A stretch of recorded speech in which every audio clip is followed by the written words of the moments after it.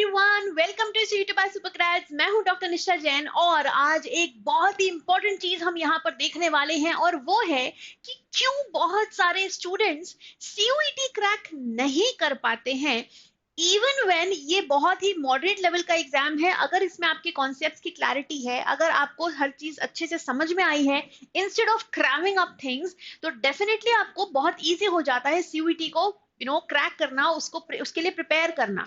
But क्यों ऐसा होता है कि बहुत सारे बच्चे इसको क्रैक नहीं कर पाते हैं, तो उसके कुछ इंपॉर्टेंट पॉइंटर्स हम यहाँ पे देख लेते हैं। और यहाँ पे सबसे पहली चीज आती है ये नॉट अंडरस्टैंडिंग द सिलेबस। लोग क्या करते हैं, ये करते हैं ये सिलेबस पढ़ लिया ऊपर ऊपर से, बस हो गया, फटाफट सब समझ में आ गया। No, you have to clearly read through the syllabus. ठीक है, जैसे फॉर एग्जाम्पल अगर हम इंग्लिश की बात करें तो इंग्लिश का जो सिलेबस है, जो एनटीए ने हमें दिया है, वो बिल्कुल भी क्लियर नहीं है, वो बिल्कुल भी कॉम्प्रिहेंसिव सिलेबस नहीं है। उसमें उन्होंने वाइडली कुछ कुछ टॉपिक्स लिख दिए हैं कि हाँ ये आएगा ये आएगा ये आएगा, लेकिन उसमें ये भी मेंशन है कि इन टॉपिक्स में से आएगा तो जरूर, लेकिन it is not limited to these topics. तो ऐसे ही आपको सिलेबस को पहले तो क्लियर होना चाहिए कि सिलेबस में एग्जैक्टली क्या क्या आने वाला है किस सब्जेक्ट के लिए। ठीक है, दूसरी चीज आती है नॉट फोकसिंग ऑन एनसीईआरटीज। जैसा कि मैंने पहले भी काफी सारे सेशंस में आप लोगों को बताया है कि एनसीईआरटीज पे फोकस करना बहुत ज्यादा इंपॉर्टेंट है।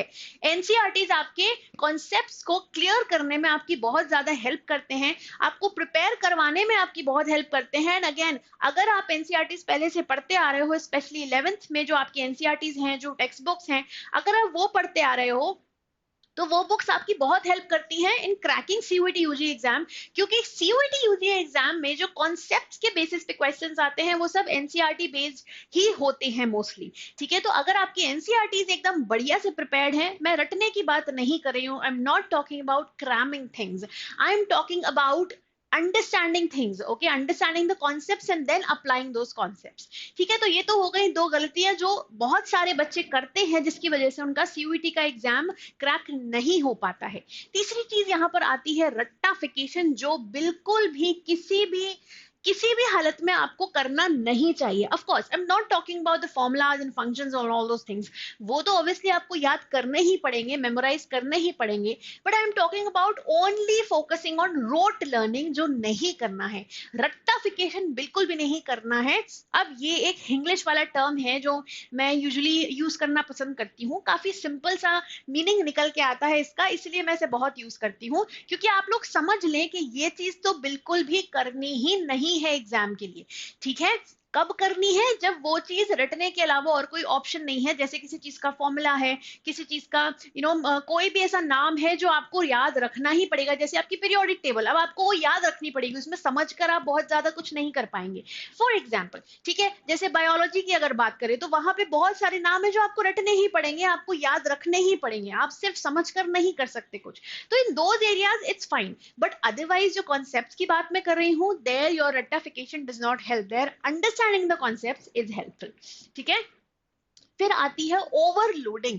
अब बहुत सारे बच्चे अर्ली स्टेज में स्टार्ट नहीं करते, आखिरी में जाके खुद पर बहुत ज्यादा बर्डन डालते हैं कि हाय मैं क्या करूं, मैं तो बहुत लेट हो गया, मैं तो बहुत लेट हो गई, अब मैं क्या करूं, अब तो मेरे 4 ही महीने बचे हैं, 5 ही महीने बचे हैं, 2 ही महीने बचे हैं, अब मैं क्या करूं।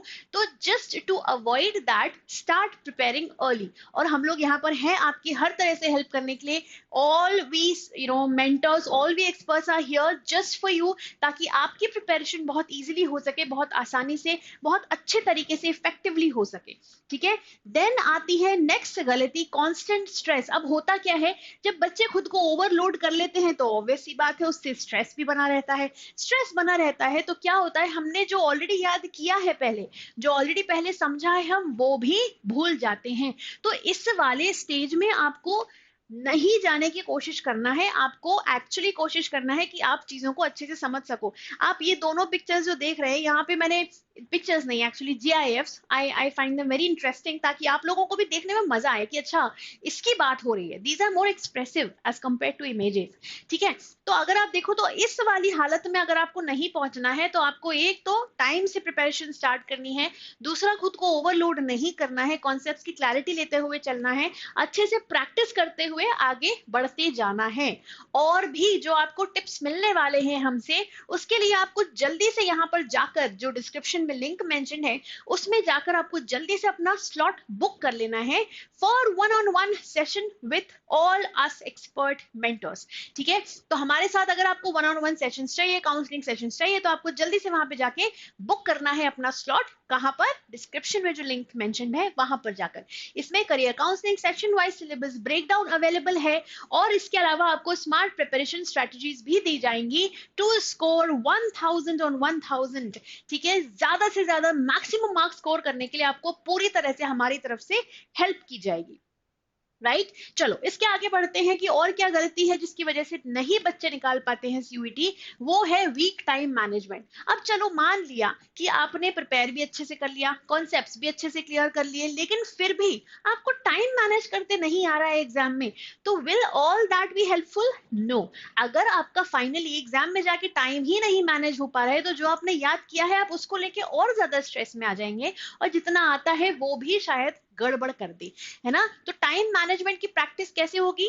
फर्स्ट थिंग हम लोग करवाएंगे। सेकेंड थिंग, जो हमारा कंटेंट रहेगा, जो हमारा स्टडी मटेरियल है, जो हमारे मॉक टेस्ट वगैरह रहेंगे, उनको अगर आप टाइम टू टाइम पढ़ते रहेंगे, सॉल्व करते रहेंगे, तो आपकी बहुत अच्छी प्रैक्टिस हो जाएगी फॉर टाइम मैनेजमेंट। ठीक है, इग्नोरिंग कॉन्सेप्चुअल क्लैरिटी, मैंने पहले भी कुछ लेक्चर्स में बताया है कि कॉन्सेप्चुअल क्लैरिटी बहुत ज्यादा जरूरी है, इसे इग्नोर बिल्कुल भी नहीं करना है।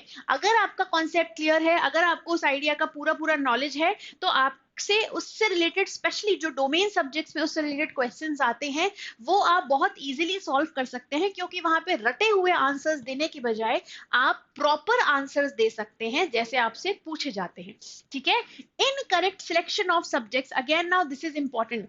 बहुत सारे बच्चे क्या करते हैं, अरे मेरा दोस्त भी यही चूज कर रहा है, मैं भी यही कर लेता हूँ, मेरे दोस्त ने तो केमिस्ट्री चूज किया, मैं भी कर लेता हूँ, मेरी फ्रेंड ने तो बायो चूज किया, मैं भी कर लेती हूँ। तो this is not what you have to do.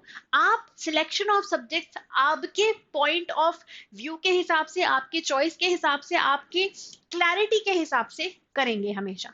ठीक है, सीयूईटी यूजी एग्जाम के लिए तो जो भी सब्जेक्ट्स में आपको लगता है आपको इंटरेस्ट है, आपको समझ में आ रहा है, और आपसे अगर उससे रिलेटेड कोई भी क्वेश्चन पूछा जाए तो आप इजीली आंसर कर सकते हैं, उसी केस में उस सब्जेक्ट को चूज करिए एज योर डोमेन सब्जेक्ट। ठीक है, फिर यहां पर आते हैं ये वाले दो points, avoiding मॉक्स and not analysing your mistakes.